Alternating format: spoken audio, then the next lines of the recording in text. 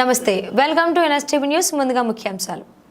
నిన్న రాత్రి ర్యాలీ శ్రీ జగన్మోహిని కేశవ మరియు గోపాలస్వామి వారి దేవస్థానం మరియు శ్రీ ఉమా కమండలేశ్వర స్వామి దేవస్థానం దివ్యక్షేత్రముల నడుమ ర్యాలీ లక్ష దీపోత్సవ కమిటీ వారిచే లక్ష దీపోత్సవ కార్యక్రమం జరిగినది.